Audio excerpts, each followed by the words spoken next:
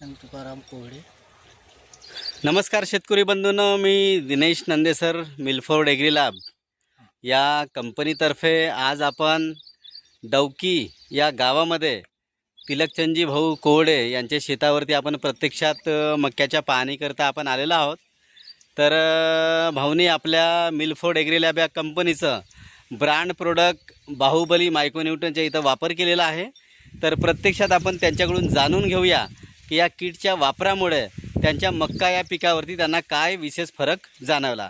आणि भाऊविषयी एक महत्त्वाचे सांगायचं म्हणजे भाऊ या एरियामध्ये एक उत्कृष्ट शेतकरी आहेत अशी त्यांची नावाची प्रचिती आहे. तर सर, सर्वात अगोदर तुम्ही आपला परिचय द्या मला.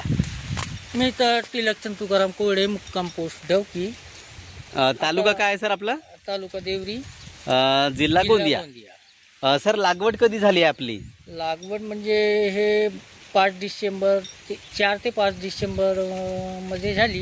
हां. आणि आम्ही ते कोणता यंत्र लागवड कोणत्या पद्धतीने केली आपण? कोणता यंत्र म्हणतात त्याला? लावणी यंत्र, सीड ड्रिल. सीड ड्रिल या यंत्रानं जो मक्याची जो लावणी यंत्र येतो त्यामार्फत इथं लागवड झालेली आहे. आणि लागवड त्याच पद्धतीने झाली ना? हां. पण आणि कोणतं बियाणं आहे हे? हे 1255.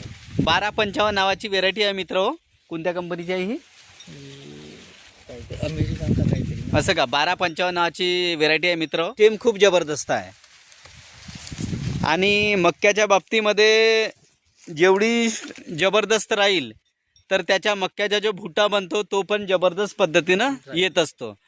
तर सर, हा स्टेम काही भागामध्ये आपण पाहिला तर काही ठिकाणी खूप जबरदस्त बनलेला आहे आणि काही ठिकाणी आपल्याला थोडासा कमजोर जाणवत आहे, बरोबर आहे? याचं कारण काय सांगता येईल आपल्याला? की म्हणजे त्या यंत्रणानं आम्ही पेरणी केला. हां. तर त्यात काय झाला की यंत्रणानं बरोबर दाणे नाही सोडलं. असं म्हणजे ज्यावेळेस आपण यंत्रानं जे वापर केला तर काही ठिकाणी दाना पडला, काही ठिकाणी पडलं नाही. तर त्याच्यात दुबार पेरणी केला आम्ही. हा, मग त्याच्यामुळे म्हणजे ही जी कमजोर जी लागवड आपल्याला कुठं कुठं जे दिसत आहे मित्र, तर ही काय झाली की 15 ते 20 दिवसाचा कालावधी याच्यामध्ये खंड पडलेला आहे.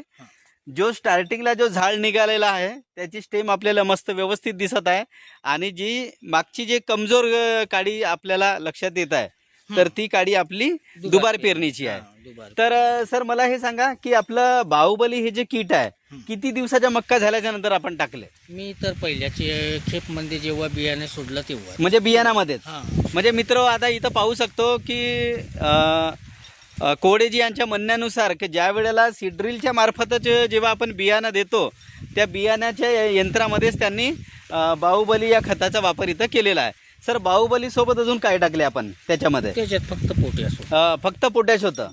बाहुबली सोबत फक्त पोटॅश या न्यूट्रिशनच्या इथं सरांनी फक्त वापर केलेला आहे.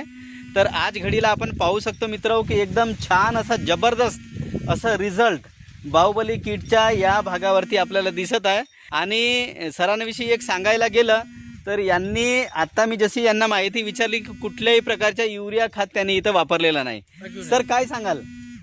युरिया टाकले का याच्यामध्ये? बिलकुल नाही. या भागावरती युरिया एकही दाना सांडलेला नाही. गर्द असं पीक जबरदस्त किडा रहित एकदम वाण आपल्याला आपल्या डोळ्यासमोर आपल्याला दिसत आहे. तर सर, या किटविषयी तुम्ही आमच्या जे शेतकरी बांधव आहेत त्यांना काय मेसेज द्याल? त्यांना मेसेज म्हणजे आता मी तर 2-4 कास्तकारांना सांगितलं की व्यवस्थित आहे बा, तिच्यापासून मला म्हणजे थोडसा झाडाची ग्रोथ वगैरे व्यवस्थित वाटली असं म्हणून. हां. तर मी म्हटलं तर मग त्यांनी असं म्हणजे दुसऱ्या लोकांना जसं तुम्ही सांगितले हो, तर दुसऱ्या लोकांनी स्वतः दुकानामध्ये जाऊन ती किट इथं आणलेली आहे. म्हणजे आपल्या गावामध्ये म्हणजे डवकी गावामध्ये बऱ्याचशा लोकांनी किटचा वापर इथं केलेला आहे. एकंदरीत लागवड किती आहे सर या तुमच्या गावामध्ये? जवळजवळ 25 ते 30 एकर आहे यावर्षी. म्हणजे 25 ते 30. तुम्ही किती एकरला वापरले हे किट? ही किट तर माझी पूर्ण मक्याला जवळजवळ 1.5 एकर, दीड पावणे 2 एकर. म्हणजे 1.5 ते पावणे 2 एकरचा पूर्ण पट्टा आहे सरांचा. तर त्या छान असा रिझल्ट आपल्याला इथं आपण पाहू शकता. तर धन्यवाद आपण माहिती दिल्याबद्दल. आणि तुम्हाला एक छान असा रिझल्ट या किटच्या माध्यमातून आला. आणि आपण कोडीच्या मार्फत बाकी आमचे जे शेतकरी बांधव आहेत त्यांना एक मेसेजसुद्धा देऊ शकतो की या किटचा वापर करून आपण आपल्यासुद्धा दुसऱ्या अदर पिकामध्ये सुद्धा चांगली भर घालू शकतो. बरोबर आहे सर? अजी एकदम बरोबर. धन्यवाद.